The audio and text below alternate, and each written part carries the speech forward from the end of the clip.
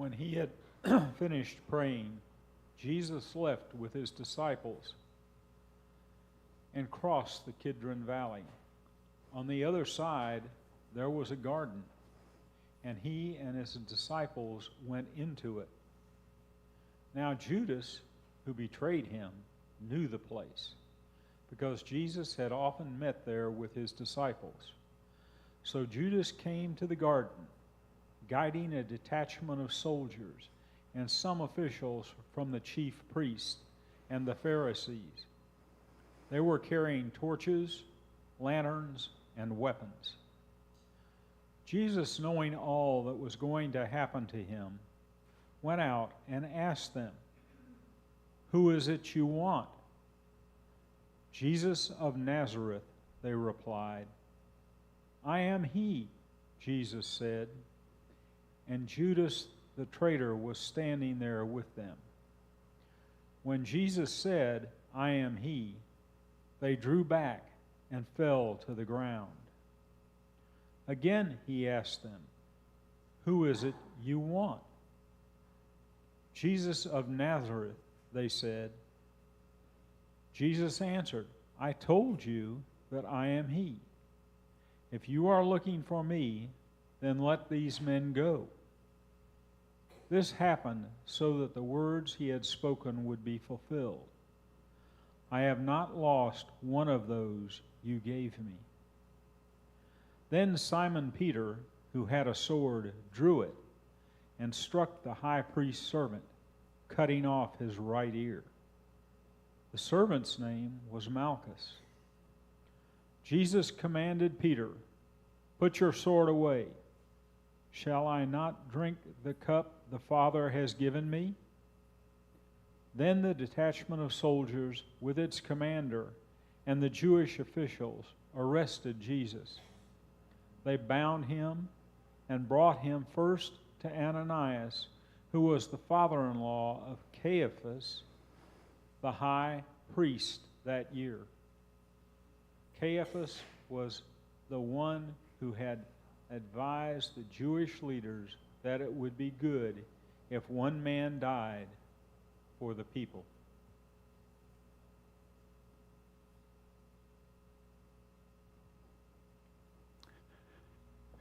Jesus, now! Now, show him your power! Just like you did a minute ago, you knocked us all down. Jesus, now! What have I done? Now! Why is he doing this? Why is he not fighting back? Why is he not pushing them around? Oh my God. Why? What have I done? Why isn't he doing that? My God, what have I done? Could I have been that wrong? Could I have been that mistaken? Oh, this all just went to hell. This all just...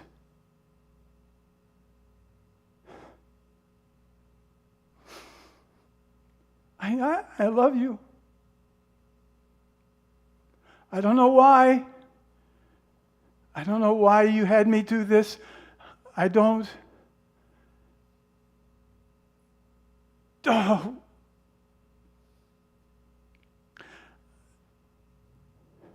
Why would you call me? Why would you bring me out of my life? Why would you take me away?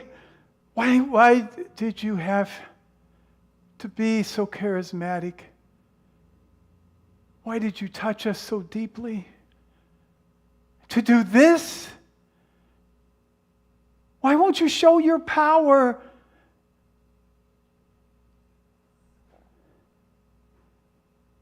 So long ago. I can remember when you called me, just like the other disciples. Come, follow me. There was just something in your voice.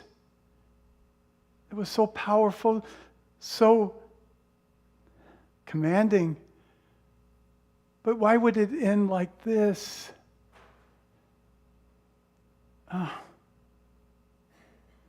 This world isn't going to change, Jesus. It won't change if you don't show your power. If you are truly the Son of God, why won't you show your power? What kind of God are you?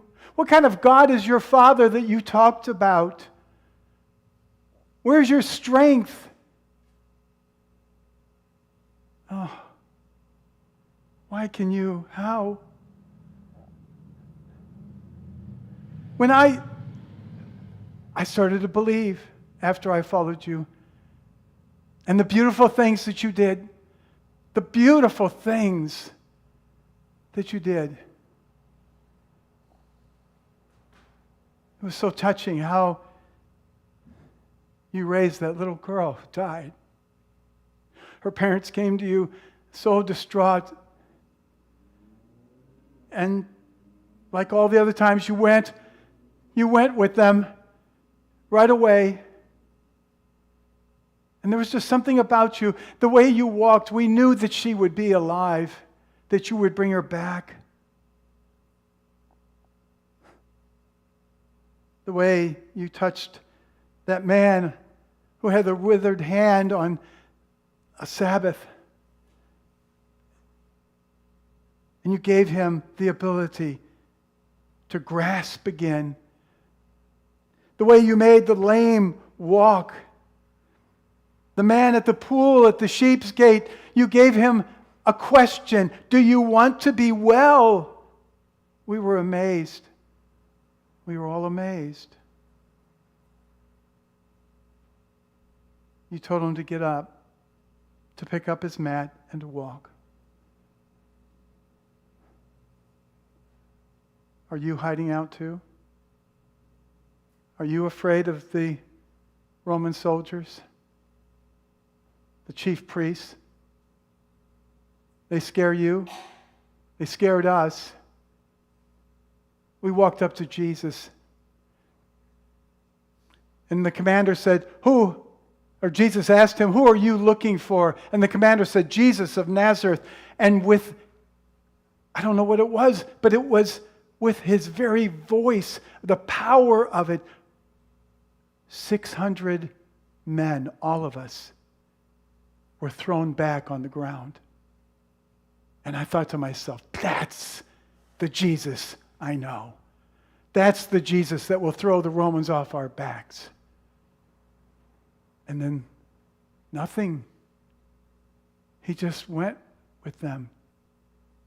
Will he show his power later? I don't know. He could have shown it now, but he didn't. Oh, I love him. I love him. And I don't want to see him like this. I thought that by pushing him, by having him reveal who he was, he would show them that truly he had the power to change things. Do you realize how much we wanted things to change? Do you realize how much we wanted those rotten Romans off our backs? How much and we wanted the chief priests and the Sadducees and that whole religious hierarchy away from us. They were killing us. They were draining us. They treated us as if we were peons, telling us, showing us how to live, and they wouldn't live it themselves. They lived high and mighty. They lived with their flowing robes and their expensive garments, and they just looked down their noses at us. But Jesus spoke. He spoke with authority. He spoke to us. He spoke to our hearts. You could feel it when he talked, when he taught. And then you saw the compassion as he reached down and as he would heal a lame person, give sight to the blind, enable the deaf to hear. It was amazing. And you think, if you have that kind of power, don't you have power to change the world? It's not going to change like this. The Romans don't respect meekness. The Romans only respect power and might and warriors. We're going to change their minds. We're going to change this world this way.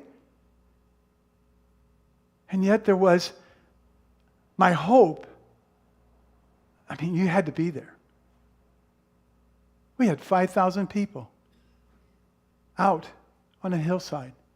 5,000 men. There were more than that because of their wives and their children. And all we had, my friends, was 2 fish and some loaves of bread. We laughed at him. Not outwardly, please understand that. But we laughed inside when he said, "We have enough." We don't have enough. What's he saying? But somehow, as he had them sit down in groups, somehow he took those fish, he took those loaves, somehow it multiplied. Somehow, when I looked up, people were all eating. And they weren't just eating a morsel, they were eating as much as they wanted. Now, if you have the power to do that, right? Don't you have the power to resist the Romans, to throw them out? How many years our people have been dominated by one nation after another?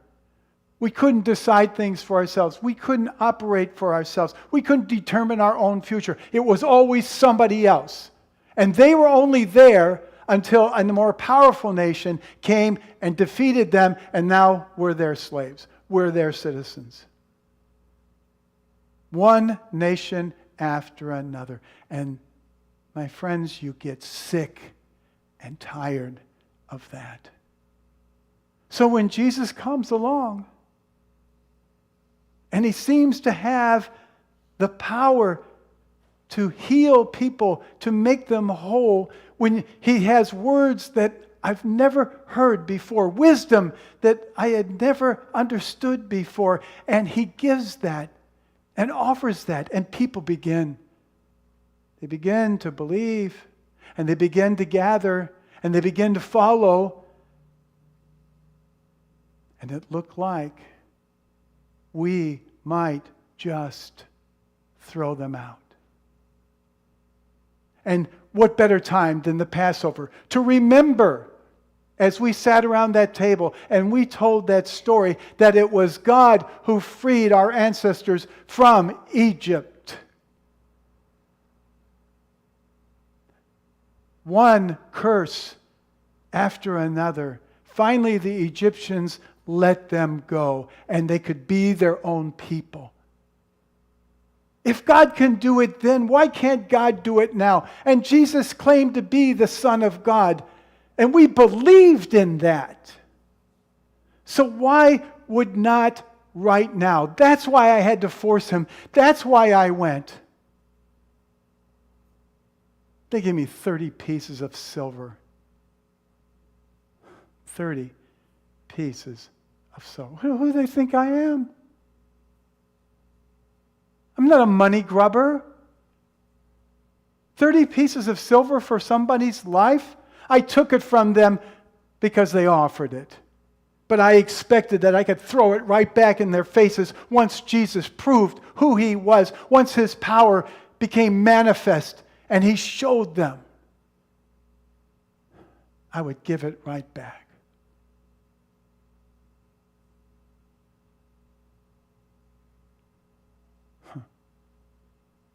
Well, there he goes. Slumped over. They beat him. They hit him with their fists. They mocked him. They spit on him as they walked along.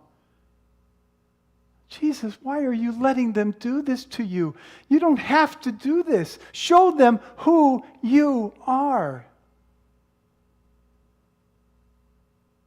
This world ain't going to change. No, not like this. But that's not what he said. That's not what he said. He said change won't be easy. Talked about picking up our crosses. Who wants to pick up a cross? Let's pick up swords and clubs and spears. No, pick up your cross, he said, and follow me. I didn't sleep that night when he said that. I couldn't figure that out. I thought, if we're going to conquer them and throw them out, how are we going to do that with crosses? But he talked about love. And I have to say, he loved each one of us with a very deep love. And that's why it tore me up to know and sit around that table, to be passed the bread and have him call it his body, to be passed the cup and have it called his blood. But what he said, I can only hope. Take and drink in remembrance of me. Do this for the forgiveness of sins. I've sinned. I've sinned. I betrayed him. I caused this. Jesus, do you forgive me? Jesus, is your love that great? You said, love are your enemies. Jesus, am I your enemy? Please make me your enemy, because then you will forgive me. But I don't feel it. And I can't bear the thought of what he's going through. But maybe, I don't know, maybe that's the only way. I can't believe it, that somehow by suffering for us, he will show his power. He will show his life. He will change this world. But damn me, because I will always be remembered as the one who betrayed him. My world is in darkness now. I know what they're going to do to him. The Romans were vicious in crucifying, embarrassing people to be crucified and hung out in public to die slow death. That's where I should be. I should be there instead of him. The only way for me now is for me to hang on a tree too. I'm sorry, Jesus. I do love you. I don't know if your love can reach into my darkness. I can only hope.